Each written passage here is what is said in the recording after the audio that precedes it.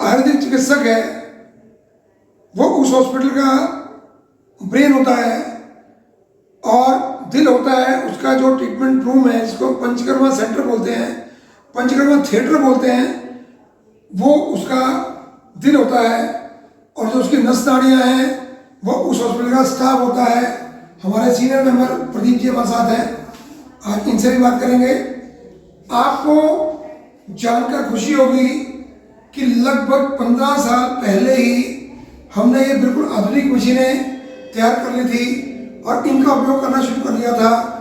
इससे पंचकर्म में जो लाभ होता है वो ये है कि तेल जो गर्म करना है उसके लिए बार बार बर्तन खाली नहीं करने पड़ते और बार बार हमें टेम्परेचर वेरिएशन का सामना नहीं करना पड़ता। वो सब जो नियम है वो हमने नियम बना के पहले से ही पेशेंट के लिए, ये आप देख पा रहे होंगे कि कैसे पंचकर्म करना किसी का, तो उसमें क्या नियम है। ये सब में पढ़ूंगा तो हो जाएगा, टाइम क्या लगेगा कि पेशेंट का बीपी चेक करना है, वेट चेक करना है, उसके लिए साबुन चप्पल तौलिया जो भी चाहिए, टेम्परेचर कितना होना चाहिए शिरोधारा के लिए, गर्मियों में कितना, सर्दियों में कितना। तो वो एक मशीन है हमारे पास यहाँ पे शिरोधारा की। इसमें क्या है कि ऑटोमेटिक सिस्टम है कि जिससे नीचे तेल गर्म होता है और ये फ्लो होके यहाँ से ऑटोमेटिक अपने आप तेल आता है, और इसकी जो साइड मूवमेंट है वो भी ऑटोमेटिक अपने आप होती है। और जब सर्वांग धारा करनी होती है तो ये जो कुशन इसमें बिछा हुआ है इसको हटा दिया जाता है और ये मशीन को नीचे ले आते हैं। इसमें लगभग 36 के आसपास होल्स है इसके नीचे। तो जैसे शावर होता है तो बॉडी में ऑयल का शावर होता है, इसकी हाइट रहती है यहाँ तक।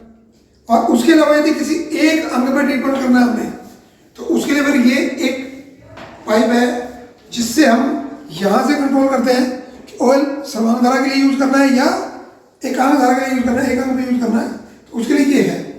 उसके अलावा आप देख पा रहे होंगे कि अपना हॉस्पिटल NABH एक्रेडिटेड है और उसके लिए जो नियम है उसके लिए तीनों तरह के जो डब्बे रहते हैं बायोमेडिकल वेस्ट के लिए वो भी है। और आप देख पा रहे होंगे हमारा जो स्टीम देने का तरीका है वो भी बिल्कुल आधुनिक है और कोई रिस्क नहीं रहता। और हमारा जो स्टीम जहाँ बन रही है वो इस कमरे से बाहर है। जब स्टीम देते हैं तो देखिएगा इसमें जाली है तो इससे छींटे लगने का डर नहीं रहता। स्टीम तो जाएगी पर पानी होगा यहीं गिर जाएगा नीचे, तो पेशेंट के चलने का डर भी बिल्कुल नहीं रहता। उसके साथ साथ मैं आपको दिखाना चाहूँगा हमारे हर कमरे में ट्रीटमेंट रूम में भगवान धन्वंतरी जिन्होंने आयुर्वेद की स्थापना करी, जिसे हम गॉड ऑफ हीलिंग भी बोलते हैं, उनकी यहाँ उपस्थिति हमेशा रहती है। और हर पेशेंट को अच्छा ट्रीटमेंट मिले, उसको इन्फेक्शन ना हो, उसके लिए आप देख पा रहे होंगे ये स्टरलाइज लेमिनेशन है। इसको हम हर ट्रीटमेंट से पहले, जैसे बिछी हुई दिख भी रही है आपको, जब पेशेंट आएगा ये तो कॉमन बिछा के रखी है, जैसे नया पेशेंट आएगा उसके लिए नई शीट इसमें बिछेगी ताकि किसी का इन्फेक्शन किसी और तक ट्रेवल ना करे। उसके अलावा जो पेशेंट का ट्रीटमेंट हम करते हैं उन सबके ऑयल देखिएगा नीचे, सबकी बोतल अलग अलग पड़ी है। किसी का तेल किसी के साथ मिक्स नहीं होता, किसी का तेल किसी के लिए यूज नहीं होता। उसके अलावा पंचकर्म कराते समय पेशेंट को क्या क्या नियम फॉलो करने चाहिए वो नियम यहाँ लिखे हुए हैं। वो पहले के नियम तो हमारे लिए थे, स्टाफ के लिए थे। उसमें क्या है कि जब ट्रीटमेंट चल रहा है तो ऊंचे स्वर में बात नहीं करनी, कार स्कूटर की यात्रा नहीं करनी, ज़्यादा चलना फिरना नहीं है, एक आसन में नहीं बैठना, ज़्यादा भोजन नहीं करना। ये पूरा का पूरे नियम हम पेशेंट को देते हैं कि ताकि पेशेंट की इसकी कॉपी मिल जाए। उसके अलावा एक क्रैश कार्ड आप देख रहे होंगे। क्रैश कार्ड का मतलब ये है कि कहीं कोई इमरजेंसी बाई चांस हुई, ऐसे तो अभी तक प्रभु की कृपा रही है कि कभी कोई ऐसा घटना घटी नहीं है, तो भी प्रिकॉशन के लिए हमने पहले से ये क्रैश कार्ड रखी है। इसमें जो हमें मेडिसिन इमरजेंसी चाहिए होती है वो सब यहाँ अवेलेबल रहती हैं। ऐसे ही हर कमरे की नीट एंड क्लीन और अटैच बाथरूम, बिल्कुल बिल्कुल अटैच बाथरूम साथ में है ताकि पेशेंट यदि ट्रीटमेंट लिया उसको नहाना है तो अंदर ही ऑटोमेटिक गीजर सिस्टम लगा हुआ है छत पे, और उस गीजर से गर्म पानी, वो भी 16 का पानी, मतलब कोई ऐसे लिखेंगे नहीं स्टीम जमा अंदर रखा हुआ है जिसको बैठ के स्टीम देनी है तो उससे जाएगी। और इसमें भी टेम्परेचर मीटर भी लगा हुआ है, जब स्टीम चलती है तो यहाँ टेम्परेचर आता है, टेम्परेचर नापने के बाद ही लिक्विड शुरू होता है। और नीट एंड क्लीन बाथरूम है। और इसमें मैं एक चीज़ दिखाना चाहूँगा कि ये जो हमारा कैप है, इस तरफ से हमारा हॉट वाटर है, इस तरह से नॉर्मल वाटर है, तो इस तरह का सिस्टम सब है यहाँ पे। एग्जॉस्ट की सुविधा भी है ताकि अंदर दम ना घुटे। तो आप देख पा रहे होंगे एक कमरे जितना खुला बाथरूम यहाँ पे है, ताकि पेशेंट को किसी प्रकार से सफोकेशन ना हो। फिर आज की बात को पूरा करते हुए बात कहूँगा कि हम यदि ट्रीटमेंट लेना चाहते हैं, कहाँ से लेना चाहते हैं, ये डिपेंड करेगा। और दूसरी बात ये है कि आपका जो डॉक्टर है वो कितना क्वालिफाइड है, वो क्वालिफिकेशन एक मायने रखती है। दूसरा, उसके ऊपर एक्सपीरियंस कितना है उस डॉक्टर को, वो भी अपने आप में एक डिपेंड करती है चीज़। यदि आपने किसी ऐसे अनाड़ी चिकित्सक से ट्रीटमेंट लिया जिसने कहीं 5-6 महीने ट्रीटमेंट सीखा, थ्योरी उसको मालूम नहीं है, उसका प्रैक्टिकल अनुभव भी उतना नहीं है, तो कहीं ना कहीं कॉम्प्लिकेशन होने के चांसेस रहते हैं। तो पंचकर्म वो विधा है, आयुर्वेद में लिखा गया है कि अनुभवी चिकित्सक के नाते से ही होना चाहिए ट्रीटमेंट, उसकी नॉलेज, उसका एक्सपीरियंस वो सब होना चाहिए।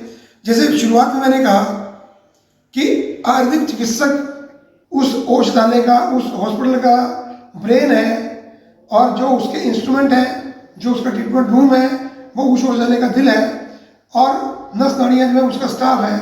यदि स्टाफ फुली ट्रेन नहीं होगा, अभी मैंने प्रदीप जी की बात की थी, मैं 1 मिनट से उनसे क्वेश्चन पूछूंगा कि प्रदीप जी आपको यहाँ कितने साल हो गए? मेरे को 10 साल हो गए। अच्छा, उस 10 सालों में आपने क्या देखा कि भाई यहाँ और दूसरे जो पंचकर्म सेंटर में दोबारा हम गए हैं, दोनों में क्या अंतर मिला आपको? मतलब जो हमारे यहाँ पे ट्रीटमेंट होता है, मतलब हम उसको अच्छे से ट्रीट करते हैं।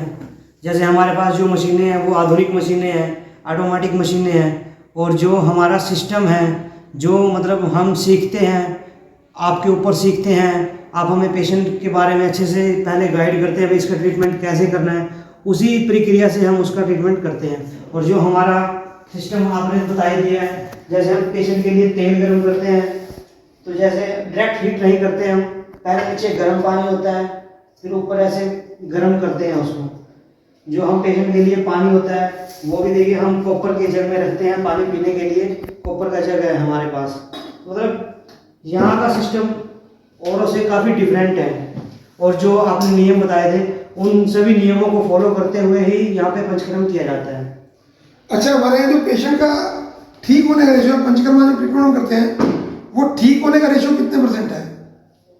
देखिए पेशेंट हमारे पास काफ़ी दूर दूर से आते हैं, और जो लगभग 100% ठीक हो जाते हैं। कोई 1-2% ही पेशेंट ऐसा है जो मतलब परहेज नहीं करता, वही ठीक नहीं हो पाता है। तो अब हम जो यदि इसको कंक्लूड करें वीडियो को, कि हम जब ट्रीटमेंट करते हैं तो उसमें हम एक चीज़ फोकस करते हैं कि पहले पेशेंट को जानते हैं, फिर पेशेंट की हिस्ट्री को जानते हैं, रोग को जानते हैं, उनकी फैमिली लाइफ को जानते हैं, उसके बाद जो कारण ऑफ डिजीज हमको मिलता है, उस कारण के अगेंस्ट जो हमको लाइफस्टाइल चेंज करना है वो कराते हैं, फिर पंचकर्म कराते हैं, फिर दवाई देते हैं, तब ट्रीटमेंट पूरा होता है। ये आयुर्वेदिक विधि है।